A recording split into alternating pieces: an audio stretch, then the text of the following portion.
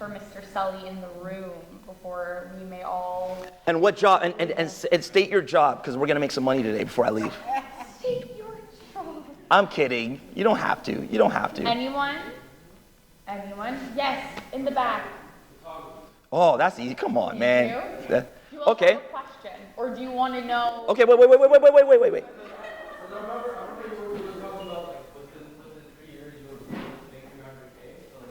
3 years. No, okay, come here. Welcome to the panel. Go to the panel. Okay, have a seat. Sit down, man.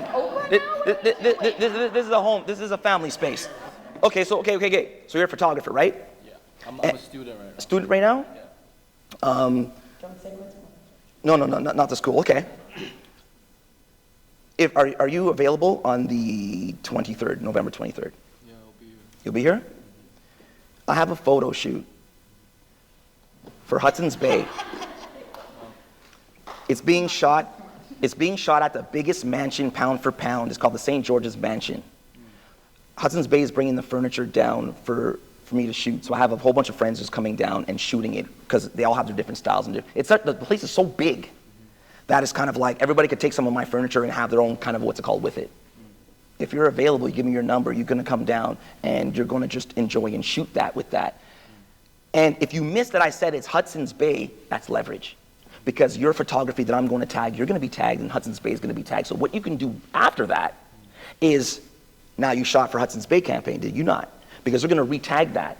So then now instantly, coming from the back of the room, now I'm telling you, I'm going to get your information. Because if you want to come, this is your chance to leverage. Because all of a sudden, if you're a student, and don't tell them how this happened. I know they're filming. George is out here giving job opportunities. Some people are filming, so you might be outed, but. Yeah, this is on camera. You tell them, you tell the next job. Where's the camera? They're over there. Thank you for giving your consent. You tell the next job that you get that your price goes up. Why? Because you're doing Hudson's Bay campaigns, and that the things that you don't have to go lie. You don't have to. It's perception. Perception is everything in business. Just follow through with it, and you become that perception. You become the reality of it. And like you mentioned earlier, improvise on the spot. Well, you have to find out. When you're gonna this mansion. Look it up. The St. George's Mansion. It has its own page. And a quick backstory: Drake walked into that mansion. He saw it. He's like, I want to buy it. They said, no. And then he was so petty that he ended up building the embassy as a lookalike. The thing is that's why his house looks the way it is, because he copied it off the St. George's Mansion on being petty, because he's petty. And I love Drake. He's petty, though. That's the one. You found it. The Gilded Age. You're the 23rd. I'm gonna get your information, and you're gonna show up, and you're gonna show out. Your price in 6 days. You're gonna and the thing is that we're getting to that. This is perfect. Thank you. You're welcome. Because the thing is that because you're not getting paid. Guess what? Guess what? What did you say? Leverage. Thank you. Leverage. Understand the room. Learn how to read the room. Because you told me that you're a student, and. But that was not even what I meant, though. Figure out your price so that after you get out of this experience, you now have update. You said you upped your price. Absolutely. No, you're right. No. I just misunderstood. But you're absolutely right. Your value goes up tenfold. So figure out what the start point was times 10 for the next client. Absolutely. And absolutely, because there is no excuses, and I don't walk with excuses in this life. And so nobody should walk with excuses. But at the same time, if there's opportunity, like I said, anybody who will raise their hand today, we're going to make money, because what's going to happen is that when you have the next campaign, you're going to say, like, Sully, we need bags. Okay, perfect. Sully, we need XYZ. Perfect, because I'm going to charge you. I'm going to charge you. Because you now make that money to come back, and now we're doing a cycle. Now we're making money together. Now we're making money together. And a PO from, in the good days, a good PO from Hudson's Bay was at least 100K. So it's just one of those, and now it's lower to 65, 55. But needless to say, it doesn't matter. There's no excuses, because you're going to go to your other friends and be like, shit, bro, I just did a campaign. Don't tell them. Be like, I just did a campaign for Hudson's Bay. How'd you do that? Well, you know what? Maybe you could be my sub-photographer. And on the next thing, now you have a crew that you're not going to pay, but they're using your leverage to be like, well, he's the guy. He's the nucleus of our team. So I have a vision. So whatever you say goes. Now you got a team. Now, some you're people not doing it by yourself anymore. When you scale, what happens? Same practice that I've done. Absolutely. I've always done it by myself, and attracted people by saying, shit, how'd you do that? Well, Because if you don't exist exist. If you're not in the room, then this thing is not gonna happen. Like you're like the zero. Well, you know what? You want to be. And if you're confident enough, people will believe that you are. Just deliver. You have to deliver. And, you know, perception is everything in business. I didn't have an office. I didn't have so many things when I started. But my confidence, I was in my boxers making deals with the most craziest people you'd ever think. But I knew that, again, like Amifo was saying, take the job. Figure it out later. Take the job, figure it out later. But I was right there. There's no job. I didn't have that like, well, when I was younger, yes, I did have a job. You know, I did have a job. But Before 18.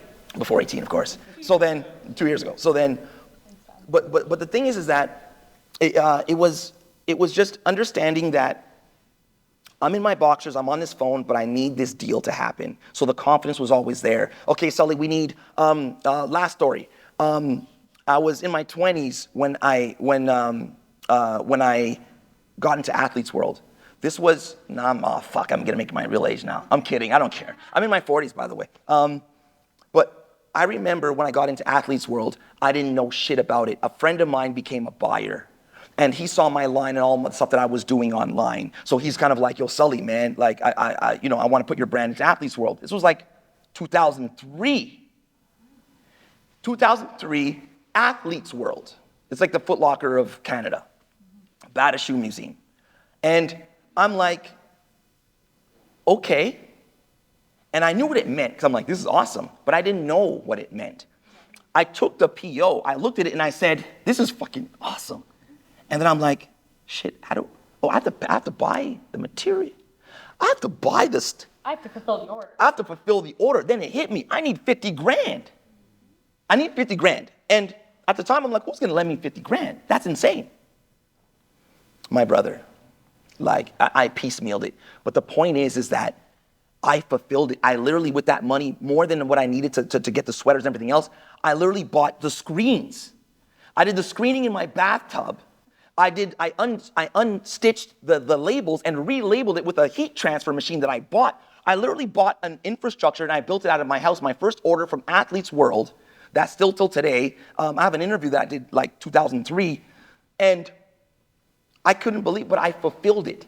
So nobody knew what it took for me to do it, but I never said no to the order. And then that perception that I put out there that I can do it, I did it. So I became the reality of it, and it kept on ordering back until, well, Athlete's World is. I mean, it's done and buried. But the point being is that's it.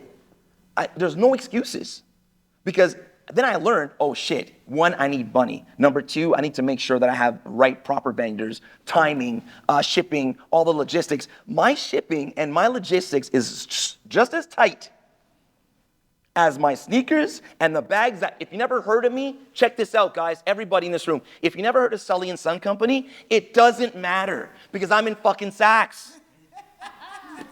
Can we end there? Yes. And I'll finish my point on that. I'm being that straight because it's kind of like, that's why we use those billboards. It's because it's so hard for people to soak in what you're trying to do. And it's such a grind, and there's a lot of haters and a lot of all of these things. So you want to be in Saks. Fuck the business. You want to be in Saks to make sure that you use it, to be able to use it as a black card to go from New York to Los Angeles and use it because people in Connecticut never heard of you. Saks, oh shit, because they're a boutique store that they only want brands, because they're broke right now, they only want brands that have some sort of pizzazz or buzz that can get that sale done. And if they don't know your brand, you have to have something to hook in this saturated world. Something to hook. And that's why I'm in these stores. Whether they're dying or not, that's on you. It doesn't matter, I get paid. Like, don't listen to me. But that's okay.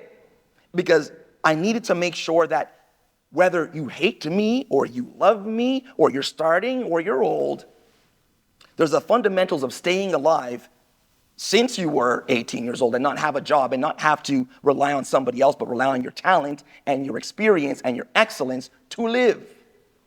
We all want to live and do what we love. And it's finding that balance in between there and figuring the hell out, right? All right. that was George Sully, everyone. What's your name? My name is KK. Okay, so KK, look out for KK and a lot of other photographers that are gonna come to this house and just enjoy their experience and their time. And KK, respect, thanks man for coming out to do some photography for me, bruh. I want to say, I will, of course. I Come wanna on, say two Mama. things. One, this went as I expected it would.